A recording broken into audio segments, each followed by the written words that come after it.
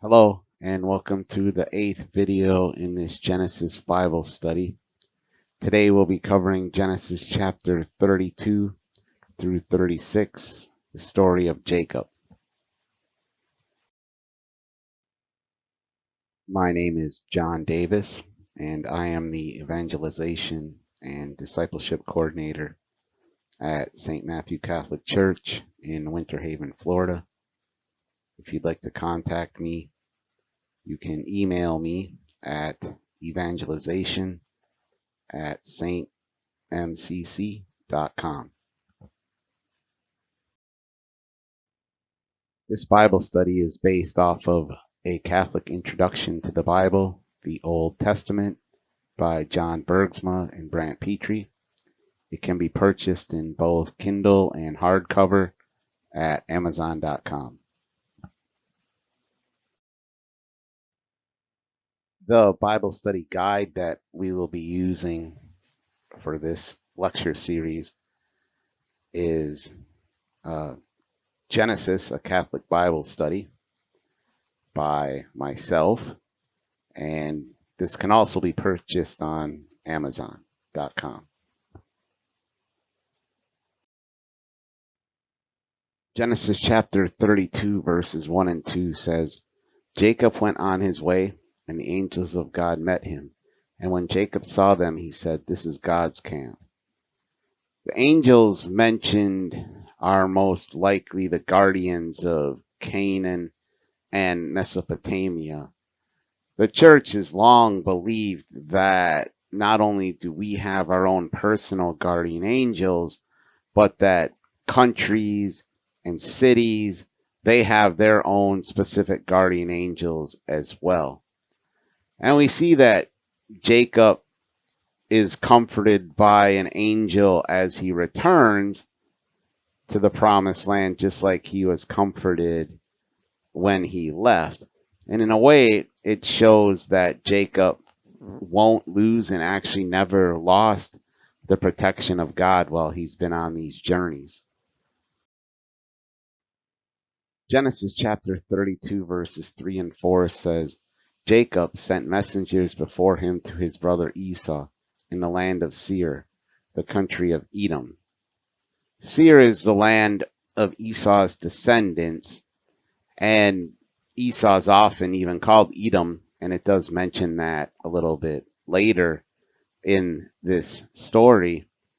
Now they were going to be near the eastern boundary of Canaan, which passes close to where Esau was living. So this was very smart of Jacob to kind of learn what Esau's current disposition was, because the last time they were together, Esau was not very happy with Jacob. Genesis chapter 32 verses 4 and 5 say, instructing them, and this is Jacob to his servants, Thus you shall say to my lord Esau, Thus says your servant Jacob, I have lived with Laban as an alien, and stayed until now. I have oxen, donkeys, flocks, male and female slaves. I have sent to tell my lord, in order that I might find favor in your sight. Jacob wanted the servants to address Esau as civilly and respectful as possible, and then to speak about the riches Jacob has obtained.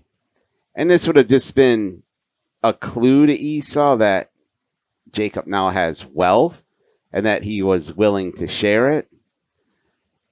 And this could have been also a way for Jacob to kind of make up for taking Esau's birthright. And another thing, too, is it could have been, in a way, showing Esau that Esau didn't need to be ashamed of Jacob because Jacob had acquired things. And also remember, when Jacob left, he left with nothing.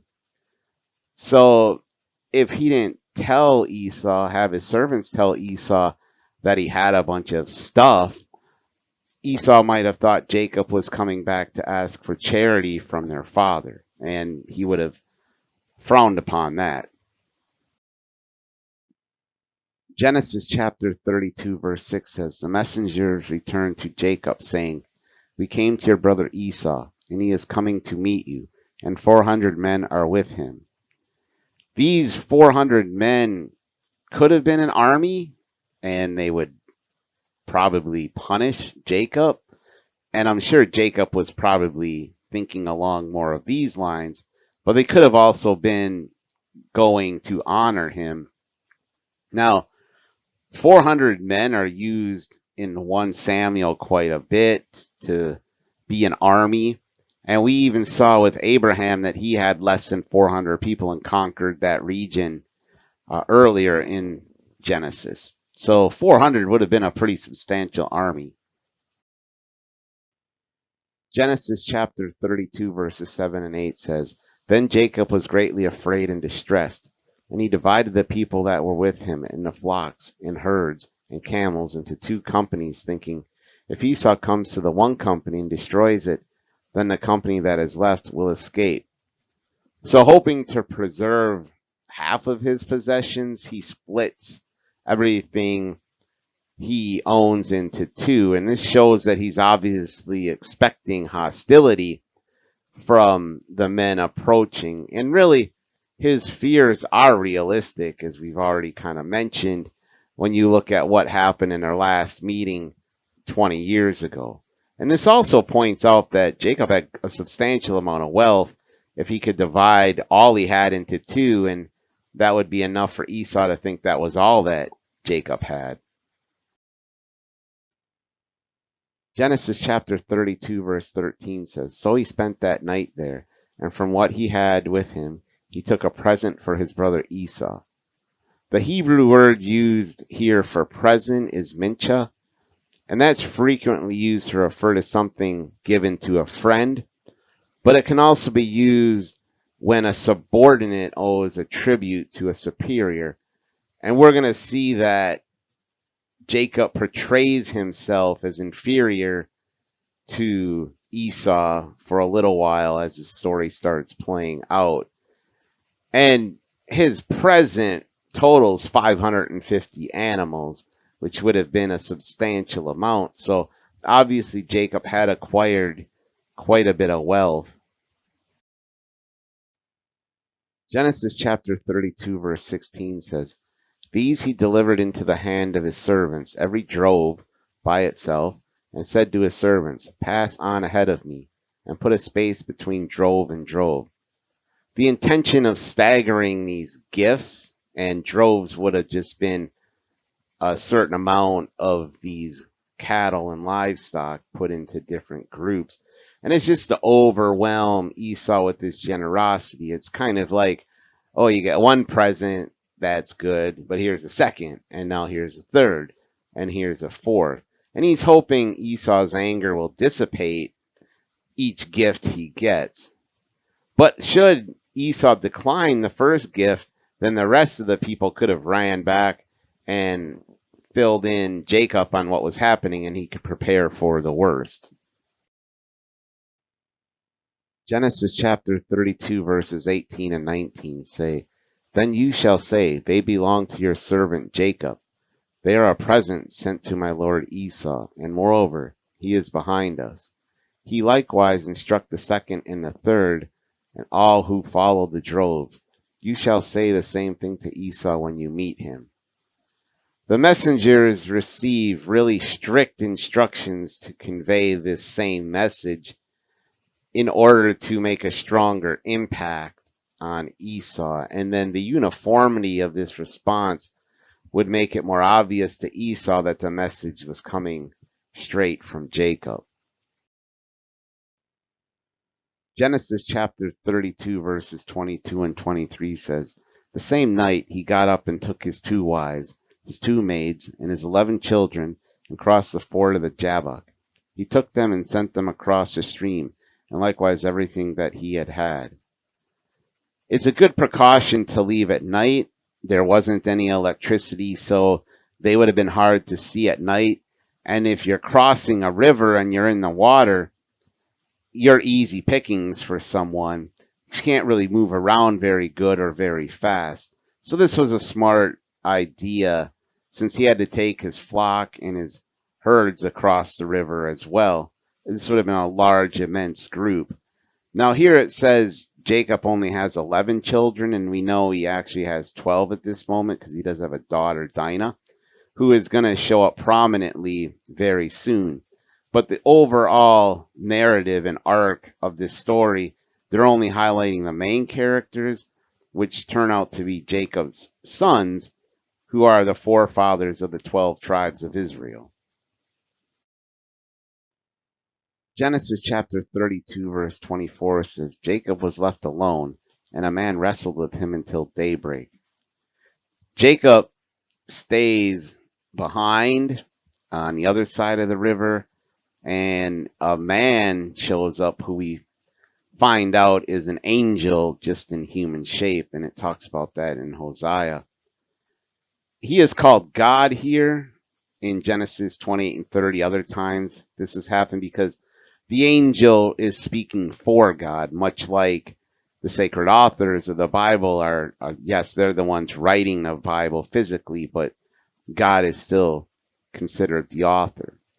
And the only way Jacob is able to hold his own against this angel is because he has been given that divine strength. And this achievement really taught him that God's blessing and protection would always be with him through these future challenges. And we see he's coming across one right now with Esau, and he was probably very stressed out about it. Genesis chapter 32 verse 25 says, when the man saw that he did not prevail against Jacob, he struck him on the hip socket, and Jacob's hip was put out of joint as he wrestled with him. We know Jacob was quite strong just in a general sense because he was able to roll away that stone at the well. And you have to remember that these were huge stones meant to detract people from taking water from the well. When you owned a well, that was very, very precious. Water was a precious commodity, and you just didn't want anybody walking up and taking from it. So they put a big, big stone over the well, and usually it would take multiple people to move that stone. So Jacob was able to do it himself. So he was super strong himself, but he still wouldn't have been able to defeat the angel without the help of some divine strength from God. Genesis chapter 32 verse 26 says, and this is the angel talking, let me go, for the day is breaking. But Jacob said, I will not let you go unless you bless me. By asking for a blessing, Jacob's implying that this is more than just a mere human that he's wrestling with here. But it's also saying that Jacob realizes this isn't some evil being who's out to do him harm. Otherwise, he wouldn't ask for a blessing. Genesis chapter 32 verses 27 and 28 says, so he said to him, what is your name? And he said, Jacob. Then the man said, you shall no longer be called Jacob, but Israel, for you have striven with God and with humans and have prevailed. By asking for Jacob's name before blessing him, this is really emphasizing that necessity to use a name to give a blessing. That way it was given specifically to this individual. Now, Jacob's name must undergo a change here because Jacob means basically being a deceiver, right? And since he's going to be a father of a whole tribe of individuals, 12 tribes to be precise, the name Israel makes more sense here. Now, Israel means one who struggles with God or contends with God. And if you think about it, think how much Israelites do struggle with God throughout the Old Testament. We see the golden calf, and we see other instances where they definitely are struggling. And one other thing that's interesting is that even after this, Israel is still called Jacob quite often. Genesis chapter 32 verse 29 says, then Jacob asked him, please tell me your name. But he said, why is it that you ask my name? And there he blessed him. Jacob's request could have been a way to just show respect to the one he's struggling with. We see a comparison in Judges of that. But in ancient Near Eastern culture, knowing the name of a spiritual being was believed to grant the ability to harness that spiritual being's power. And we see this in Exodus and in Luke. And so the angel basically denied that request. And it's probably for Jacob's own spiritual health more than anything, in not giving him or making him think he has the ability to control this angel. Genesis chapter 32 verse 30 says, So Jacob called the place Peniel, saying, For I have seen God face to face, and yet my life is preserved. Here Jacob's expressing gratitude to God for sparing his life, having seen God or his angel in physical form rather than in just a dream, and he lived to tell about it. And we've seen this happen other times with Abraham and Adam. Now, the word God that is used here is Elohim, which was more of a generic term for God, instead of Yahweh, which was a more personable one, meaning the one true God. But Elohim was sometimes used in that context as well. Genesis chapter 32 verses 31 and 32 say, The sun rose upon him as he passed Peniel, limping because of his hip. Therefore, to this day, the Israelites do not eat the thigh muscle that is on the hip socket, because he struck Jacob on the hip socket at the thigh muscle. This injury to the hip was meant to assure Jacob of the reality of this wrestling match he had with the angel. As humans, it'd be easy for us to think, oh, I was just dreaming that. Did it really happen? By having a limp, that says that yes, he really did have this struggle with an angel. There's no reason, though, to believe that this was a permanent injury. It was probably very similar to if you do a sporting event and you injure yourself. Usually you're only injured for a couple weeks at most. Now, the Jewish tradition does associate this with the sciatic nerve. So their refraining from eating this animal part reminds them of Jacob's name change and then God's blessing on Israel. Genesis chapter 33 verse 2 says, He put the maids with their children in front, then Leah with her children, and Rachel and Joseph last of all. The earlier division of his property into those droves was a tactical decision made on the presumption of Esau's potential hostility towards Jacob. This dividing of the mothers was meant more to be done for a presentation to Esau. So now Jacob would have been thinking that Esau wasn't going to come and destroy him immediately from this. And the wives are ranked by their status in ascending order. So Rachel and Joseph, who have the highest place to Jacob, are put last, basically saving the best for last in his mind.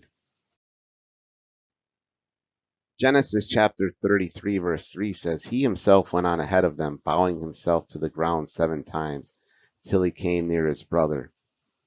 So even though he set them up for this presentation, there's still a little bit of uncertainty on Jacob's part. So he goes first in case maybe Esau will just take out any wrath he has only on Jacob.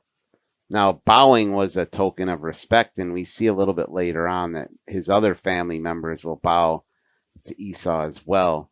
According to that ancient Near Eastern custom, Esau, as the older brother, was entitled to respect from his younger brother, but it is ironic that in reality, Jacob should have been getting bowed to by Esau because Jacob had the birthright. But we're seeing here that the power seems to be more with Esau and not Jacob. So that's why Jacob is doing this, because he doesn't have the power over his brother. Genesis chapter 33 verse 4 says, But Esau ran to meet him and embraced him and fell on his neck and kissed him, and they wept. To indicate their suspicion of Esau's kiss and the sincerity of it, the Hebrew scribes who were copying the text marked the verb form of kissed with small dots above the words. This is a known method used by scribes to emphasize something unusual, and this was an unusual action from Esau based off everything that we read leading up to this point.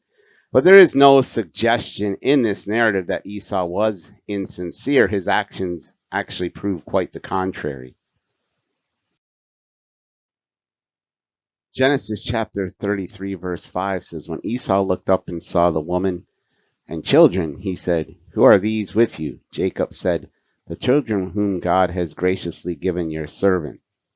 We see Jacob continuing to address Esau as his superior, and we'll see in the next verse, though, that Esau is keeping it more level because he calls him my brother.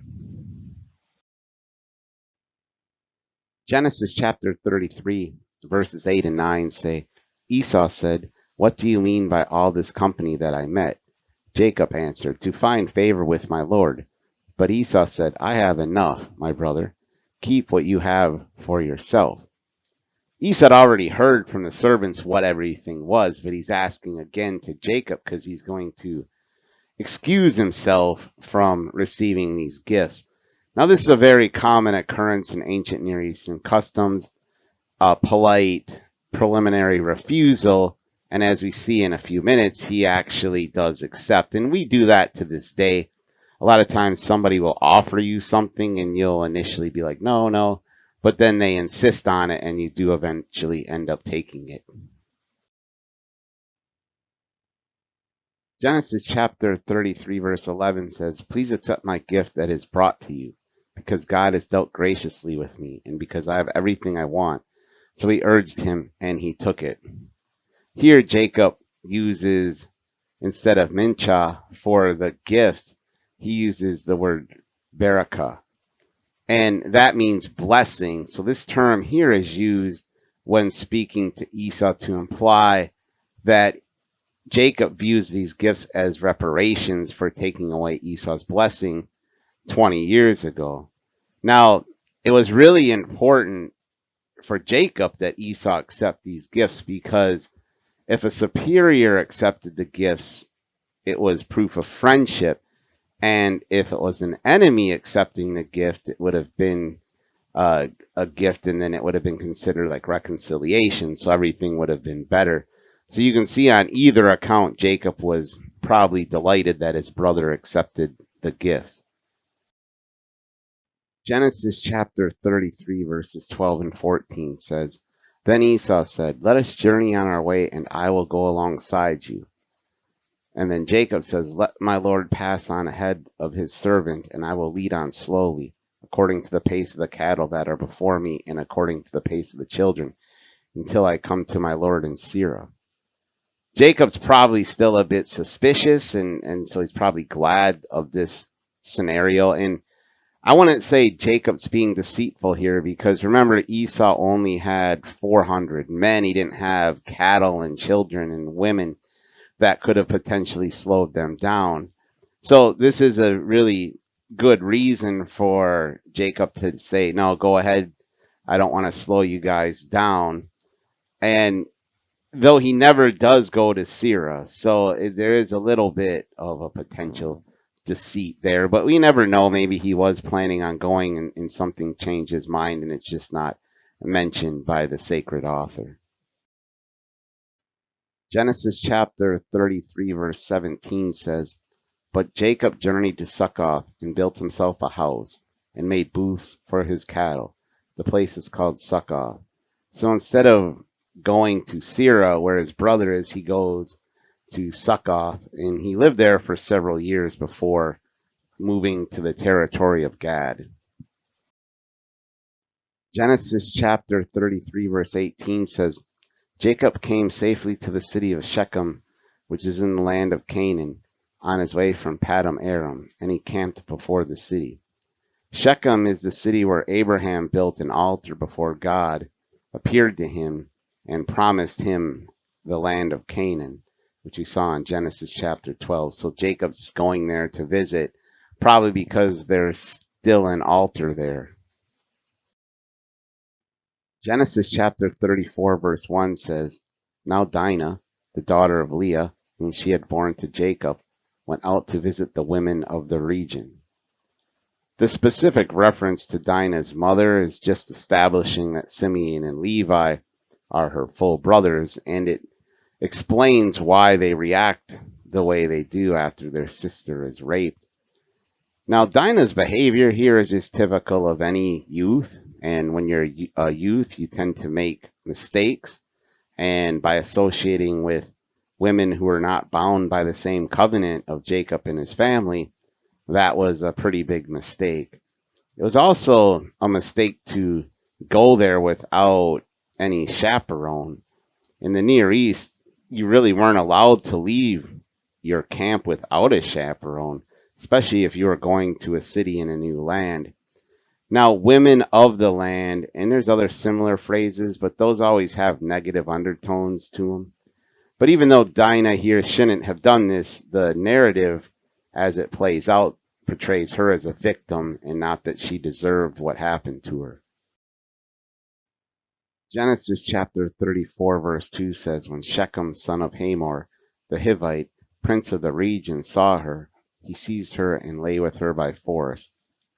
Hamor means donkey or ass, and that could have negative connotations to it, but here it doesn't seem likely that that was the case, although really with the way things play out, maybe you could say it did. Now, Hamor cannot be called a king because that title represents leadership over a really vast region of land, and most likely Hamor was in charge of a smaller area of land, possibly even a collection of tribes who would have been under another person who would have been the king for that region and several other regions. Now, lay with her by force is definite language to say that Dinah was forcibly raped. Genesis chapter 34 verses 3 and 4 says, And his soul was drawn to Dinah, daughter of Jacob. He loved the girl and spoke tenderly to her. So Shechem spoke to his father Hamor, saying, Get me this girl to be my wife. Shechem has just forcibly raped Dinah, but now he seems to change his approach from forceful and brutal to loving and kind. Genesis chapter 34 verse 5 says, Now Jacob heard that Shechem had defiled his daughter Dinah, but his sons were with his cattle in the field. So Jacob held his peace until they came. For defiled, the Hebrew word used there means religious impurity, and we can compare that with Leviticus chapter 11. Now, to have been defiled would have meant that Dinah would have probably been unacceptable in her own community now. So she would have struggled living there and would have most likely been an outcast. And one thing we're going to see is that Jacob kind of stays silent till the very end of this whole narrative. Genesis chapter 34 verses 6 and 7 says, And Hamor, the father of Shechem, went out to Jacob to speak with him, just as the sons of Jacob came in from the field. When they heard of it, the men were indignant and very angry, because he had committed an outrage in Israel by lying with Jacob's daughter, for such a thing ought not to be done. The responsibility of protecting daughters in polygamous relationships fell on the full brothers and not the fathers. So Reuben, Simeon, Levi, Judah, they would have been responsible for Dinah. So they were obviously indignant because their sister was raped, but there could have also been some anger amongst themselves in that they let her go either willingly and said, yeah, just go, or they didn't realize that she left. Either way, that's not being responsible. Genesis chapter 34 verse 8 says, But Hamor spoke with them, saying, The heart of my son Shechem longs for your daughter. Please give her to him in marriage. Hamor is really showing every desire to establish a friendly intercourse with Jacob and his family. But Hamor isn't showing any regret over the situation, and at this point they still have Dinah in their possession. So in a way they've kind of kidnapped her. But in one sense, because of the whole defiling thing in what dishonor that would have brought on her family had she gone back, maybe there was a bit of protectiveness on Shechem and Hamar's part for Dinah, in that if Shechem marries Dinah, then she wouldn't be defiled anymore. So maybe them keeping her wasn't actually just a ruthless bad thing. But we do see these negotiations don't end very well for Hamar and Shechem. In some respects, you could say probably for Dinah either. Genesis chapter 34, verses 9 and 10 say, "Make marriages with us, give your daughters to us, and take our daughters for yourselves. You shall live with us, and the land shall be open to you. Live and trade in it, and get property in it." This consideration of a marriage proposal that Hamar and Shechem are making is directed towards Jacob, because he still is the patriarch of the family, and ultimately he could just make the decision himself if he wanted to. And Hamar is suggesting a mutually advantageous relationship, and that made a lot of sense in that if you're intermarrying within another tribe, then there's a nice allegiance there. And that's good for just protection against other tribes and whatnot. And at this stage of the game, Jacob probably would have been isolated. And so in some ways, this would have been good for him in that now he'd have even more protection. And it does seem like Jacob agrees to this at this moment. Genesis chapter 34, verses 11 and 12 says, "Shechem also said to her father and to her brothers, 'Let me find favor with you, and whatever you say to me I will give. Put the marriage present and gift as high as you like, and I will give whatever you ask me. Only give me the girl to be my wife.'" It's not clear if Shechem, who's speaking up here now to kind of add something to the already accepted proposal, is trying to compensate for the loss of an unbetrothed virgin, which was customary at the time.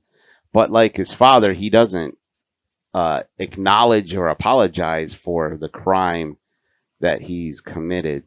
And really, this could be considered maybe a bribe to Jacob as well. Genesis chapter 34, verse 13 says, "The son of Jacob answered Shechem and his father Hamor deceitfully, because he had defiled their sister Dinah." Jacob's allowing his sons to add an addendum, if you will, to this acceptance of marriage. And it's interesting in that Jacob isn't really in on this deceit. In fact, the sons probably didn't tell him, but it goes back to they probably saw and heard their father being deceitful as they were growing up, so they kind of picked that up. So even though Jacob is turned over a new leaf and is no longer deceitful, that doesn't mean his sons have agreed to be the same way. And here it obviously seems like they don't act like their father.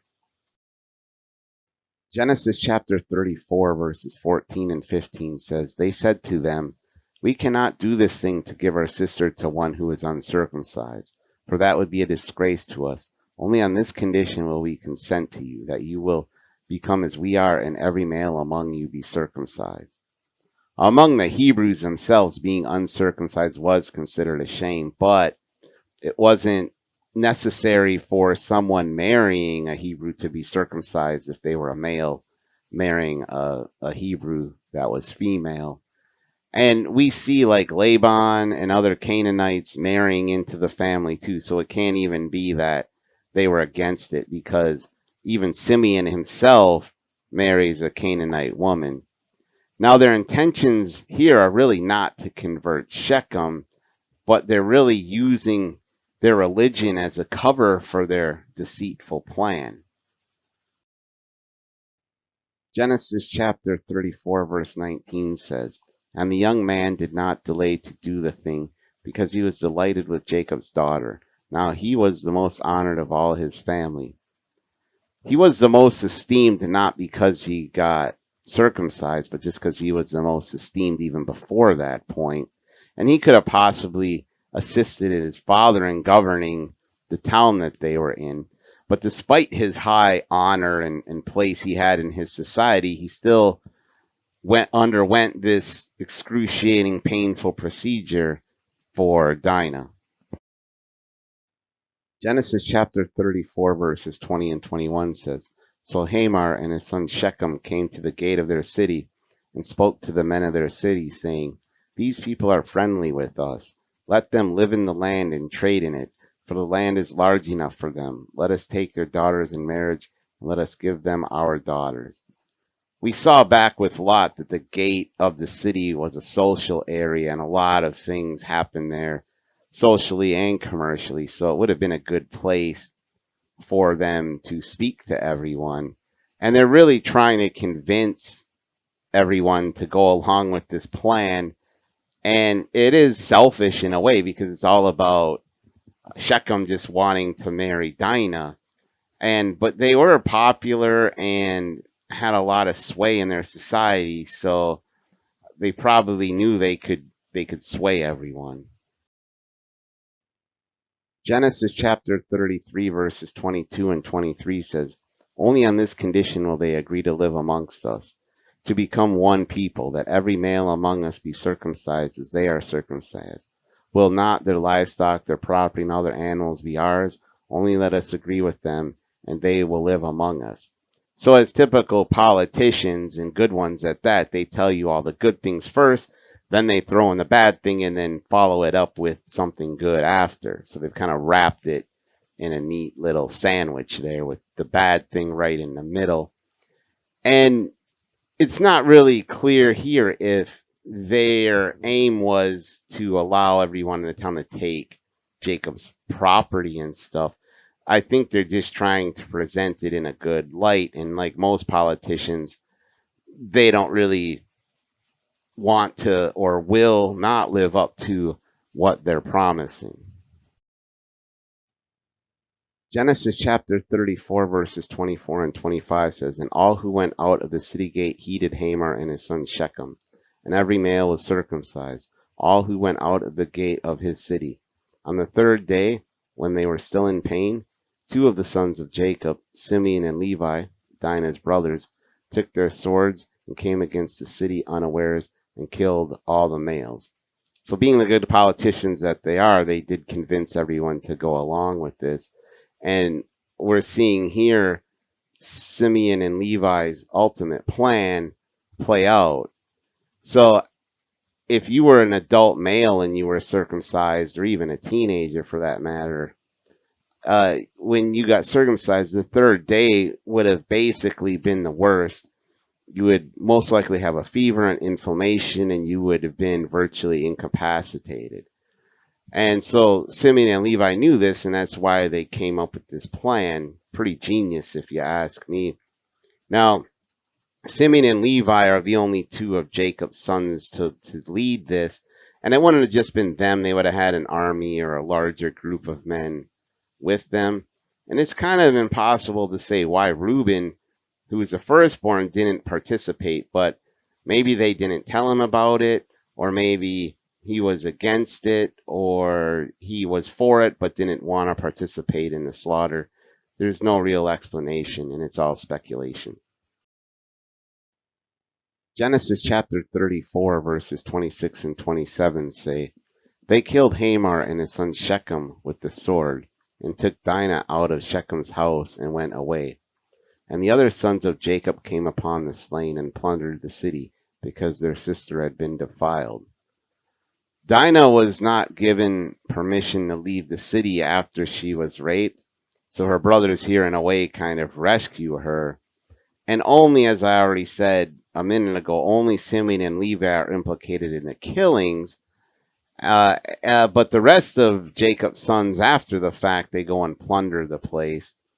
Now, we do see that Simeon and Levi get called out on this on Jacob's deathbed, and it is called a treachery.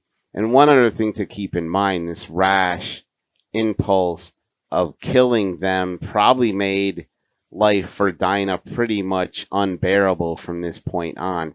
She did have a course of action that would have allowed her to live in society and not be considered an outcast, and that would have been to actually marry Shechem. And now that that's not been done, they probably ruined Dinah's life for the rest of her life as well.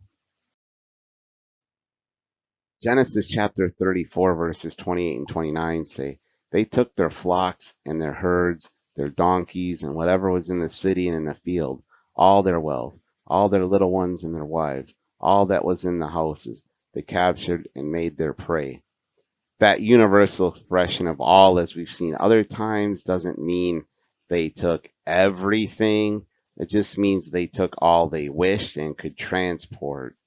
But it couldn't mean everything. It'd be virtually impossible. The town would have had too much in it. And why did they do this? Maybe because really the wealth that Jacob had seemed to be all Jacob's at this stage of the game. So maybe Jacob's sons saw this as an opportunity to gain some wealth of their own. And they don't act with the authority of their father, and actually it's contrary to his disposition. And this really does bring potentially wrath on Jacob from the surrounding communities, especially if they had intermarried and had formed some bond with this community that was just destroyed. Then they would want revenge on the people who destroyed it. Genesis chapter 34, verse 30 says, Then Jacob said to Simeon and Levi, You have brought trouble on me by making me odious to the inhabitants of the land, the Canaanites and the Perizzites. My numbers are few, and if they gather themselves against me and attack me, I shall be destroyed, both I and my household.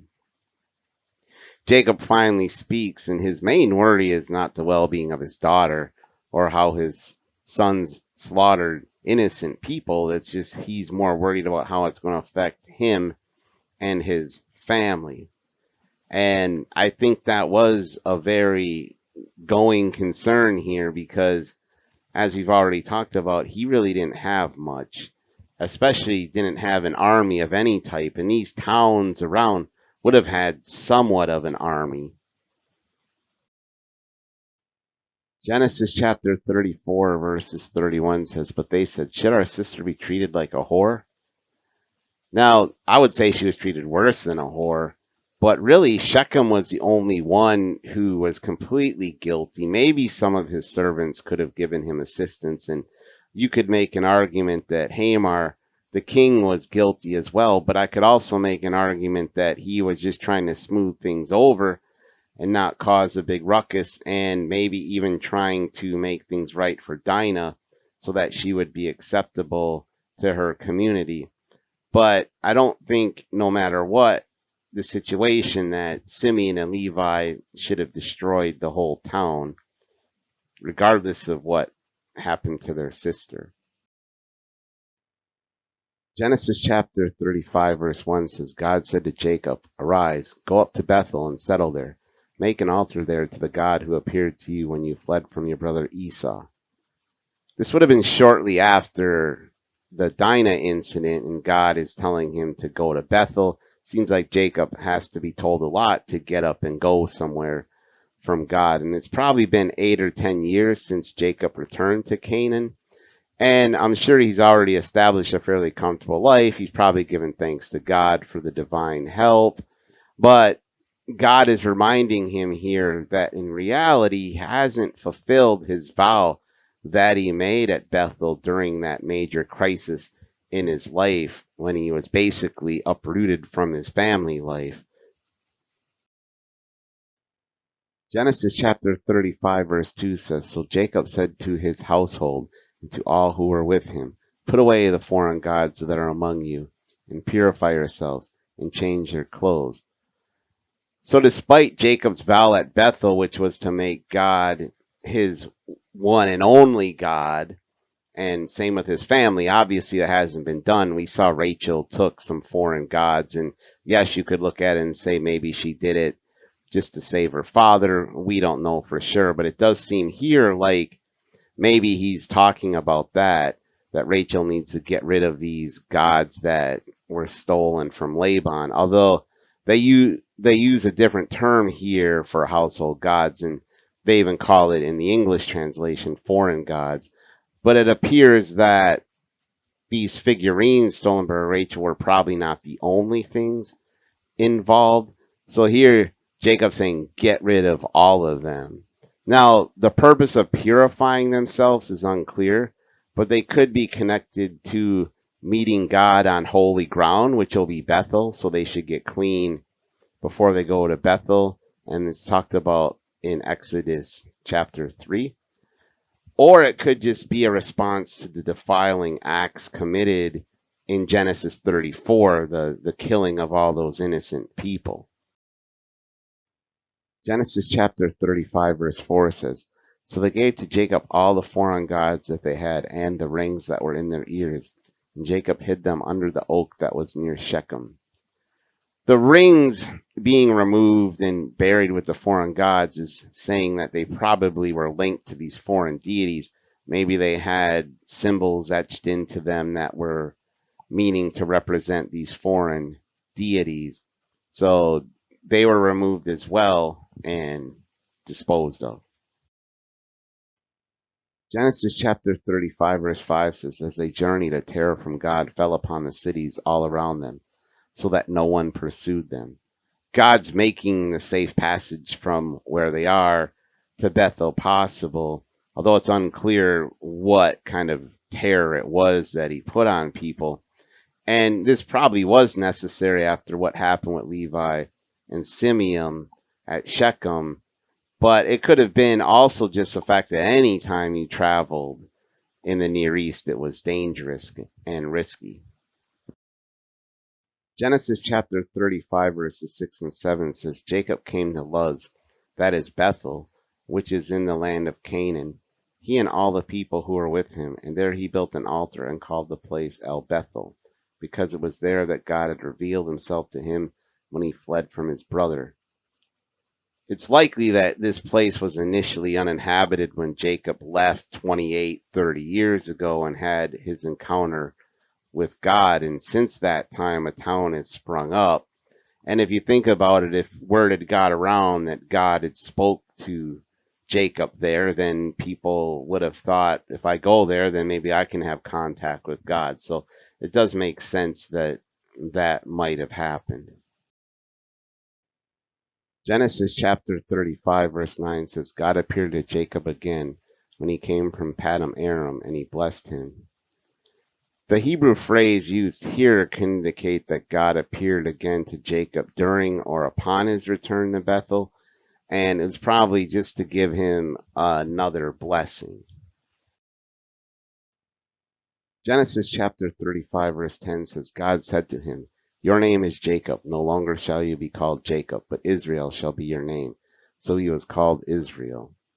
So this is God just confirming what the angel had said previously, that now his name was going to be Israel. Genesis chapter 35, verses 11 and 12 says, God said to him, I am Almighty God. Be fruitful and multiply. A nation and a company of nations shall come from you, and kings shall spring from you. The land that I gave to Abraham and Isaac I will give to you, and I will give the land to your offspring after you. God is just reiterating the covenantal stipulations to Jacob that he already gave to Abraham and Isaac. And we will see that the 12 sons of Jacob, or the 12 tribes of Israel, will possess the land of Canaan. Now, unlike with Abraham, where Ishmael really didn't get part of this universal blessing, all of Jacob's sons actually get it. Genesis chapter 35, verses 13 and 14 say, Then God went up from him at the place where he had spoken with him. Jacob set up a pillar in the place where he had spoken with him, a pillar of stone, and he poured out a drink offering on it and poured oil on it. The presence of God was indicated in some visible form here. Now, either this altar was recently built or it could have been repaired by Jacob from a previous situation. And pouring out liquid, and commonly wine would have been the liquid used. to pay tribute to God. That's a key aspect of not only this offering, but other offerings like we see in Exodus and Isaiah. And then oil just marks the pillar as sacred. And we still do that to this day with oils. Genesis chapter 35, verse 16 says, Then they journeyed from Bethel, and when they were still some distance from Ephrath, Rachel was in childbirth, and she had hard labor. There's no indication why Jacob leaves Bethel after God basically told him to dwell there, and it's kind of odd that the one time he leaves, God doesn't tell him to, and now his wife is going through labor. But we don't really know the length of time between this rededication at Bethel and their departure here. Now, Ephrath is identified in multiple places with Bethlehem. Genesis chapter 35, verses 17 and 18 say, When she was in hard labor, the midwife said to her, Do not be afraid, for now you will have another son. As her soul was departing, for she died, she named him Ben-Oni, but his father called him Benjamin. The Hebrew name Ben-Oni can mean either son of my sorrow, son of my oath, or son of my wickedness. Based off the context here, it's probably meant son of my sorrow. Now, Benjamin means son of the right hand or son of the south. Not really sure why Jacob changed it, probably just because he didn't want it really to mean son of my sorrow. Genesis chapter 35, verses 19 and 20 say, So Rachel died, and she was buried on the way to Ephrath, that is Bethlehem. And Jacob set up a pillar at her grave. It is the pillar of Rachel's tomb, which is there to this day. A pillar could have been a sepulcher monument to something a little bit more extravagant. And the grave location marked as Rachel's is consistent with what the details provided in Scripture say, and it's situated roughly a mile from Bethlehem. Now, when it was under Christian control, it was just a pyramid of stones that stood on top of it, but it's currently controlled by the Muslims, and so they have a tomb there, and that's it on the left. Genesis chapter 35, verse 22 says, When Israel lived in that land, Reuben went and lay with Bilhah, his father's concubine, and Israel heard of it. Now the sons of Jacob were 12. Here we're seeing again Israel, Jacob, so we see that happens quite a bit where both names are still used. Bilhah was lawfully married to Jacob, but due to her servile background, she's referred to as a concubine in Hebrew tradition. Now, Bilhah now can never replace Rachel as a chief wife because of what she did with Reuben. And after Rachel died, there would have been maybe some kind of contest to see who was going to be the top wife now. So that really would have cleared the way for Leah to probably be that. And after this, Jacob probably refrained from approaching Bilhah anymore, because we see that David does avoid having relations with the wives of his that Absalom violated. Genesis chapter 35, verses 23 and 26 say, The sons of Leah, Reuben, Jacob's firstborn, Simeon, Levi, Judah, Issachar, and Zebulun, the sons of Rachel, Joseph, and Benjamin, the sons of Bilhah, Rachel's maid, Dan, Naphtali, the sons of Zilpah, Leah's maid, Gad, and Asher. These were the sons of Jacob, who were born to him in Paddan Aram. These sons minus Levi, along with Joseph's two sons, Ephraim and Manasseh, become the 12 tribes of Israel. Genesis chapter 35, verses 28 and 29 say, Now the days of Isaac were 180 years, and Isaac breathed his last. He died, and was gathered to his people, old and full of days, and his sons Esau and Jacob buried him. The death of Isaac here is mentioned out of place, but it's probably a good time just to end his story in the overall narrative, because he actually died when Joseph, who we're going to talk about next time, was in prison in Egypt. So Isaac lived 42 years after he blessed Jacob. Now, gathered to his people. We saw similar wording with Abraham. So he would have been in the bosom of Abraham, which was basically limbo, and that's where everybody went after they died until Jesus died and went down to hell and released everyone to heaven who was going to go there. And we see that Esau and Jacob probably still had a pretty decent relationship since they're both here for the burial.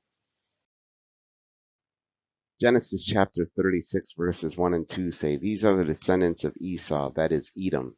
Esau took his wives from the Canaanites, Adah, daughter of Elon the Hittite, Alabama, daughter of Anna, son of Zibeon the Hivite.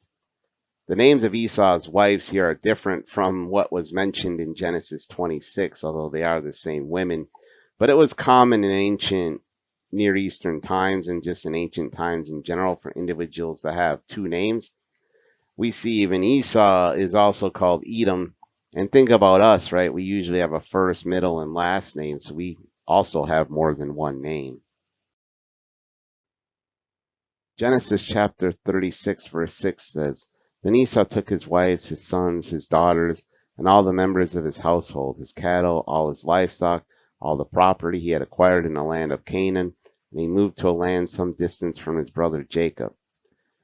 This is put in here just to show that the promise he got from Isaac, the temporal promise, has been fulfilled. He has a lot of wealth, and actually he surpasses his brother in material wealth. But in a way, this opens the path for Jacob to return to the promised land fully and completely because Esau is going to leave. Genesis chapter 36, verse 7 says, For their possessions were too great for them to live together. The land where they were staying could not support them because of their livestock. So Esau settled in the hill country of Seir. Esau is Edom. And this line kind of recalls the separation of Abraham and Lot. And it does show the historical nature of things. I think this is a very common occurrence. Resources would have been limited, and if you had large livestock and a bunch of animals and a large amount of people, resources would have made it necessary for you to space yourselves out from others. But it is interesting that God's providence led to the remarkable increase of Esau's worldly wealth, but that in the sense causes him to leave the promised land. So I find that interesting how God always does get what he wants at the end. And that's it for video 8. Next time we will be covering Genesis chapters 37 through 41, and that starts the story of Joseph. I'd like to thank everyone who's been watching these videos. I really appreciate it, and I look forward to the next one.